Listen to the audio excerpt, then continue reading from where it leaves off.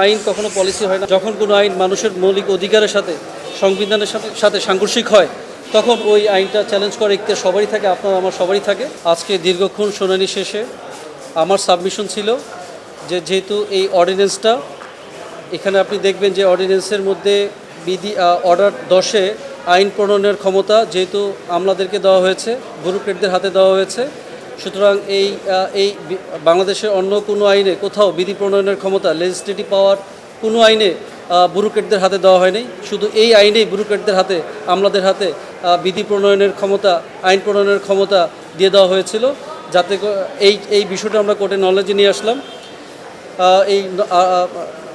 এইটা আমরা দীর্ঘ শুনানির পর অ্যাটর্নি স্যারের তার বক্তব্য বলেছে যে যেহেতু এইটা আইন এটা পলিসি ম্যাটার এই পিএল ফরম্যাটে চ্যালেঞ্জ করার সুযোগ নেই। বসুন্ধরা ডায়াপেন্ট এখন আরও উন্নত। এই hot air through top sheet দ্রুত শোষণ করে সোনামণিকে দেয় কোমল অনুভূতি।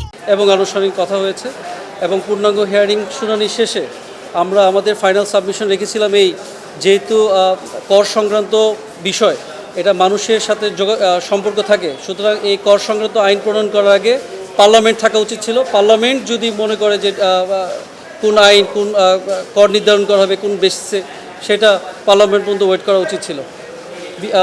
পূর্ণাঙ্গ শুনানি শেষে কোর্ট আজকে আমাদের পয়েন্ট অফ ভিউ যখন দেখলাম যে কোর্ট আসলে রুল ইস্যু করার মতো আমাদের সাবমিশনে হয়তো অনেক গ্যাপ ছিল, তারপর আমরা আমাদের পূর্বের দাখিলীয় পিটিশনটা আমরা নট প্রেস করে নিয়েছি। এটা পলিসি ম্যাটার না, আইন কখনো পলিসি হয় না। আইন যখন আইন হয়ে যায়, যখন কোনো আইন মানুষের মৌলিক অধিকারের সাথে সংবিধানের সাথে সাংঘর্ষিক হয় তখন ওই আইনটা চ্যালেঞ্জ করার ইখতিয়ার সবারই থাকে, আপনার আমার সবারই থাকে। সেই প্রেক্ষাপটে আইনটা চ্যালেঞ্জ করা হয়েছে।